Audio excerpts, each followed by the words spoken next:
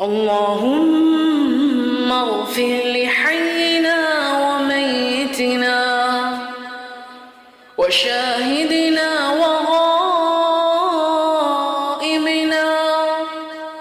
وصغيرنا وكبيرنا وذكرنا وأنثانا. اللهم من أحييته منا فأحيه على الإسلام، ومن توفيته منا فتوفه على الإيمان. اللهم لا تحرمنا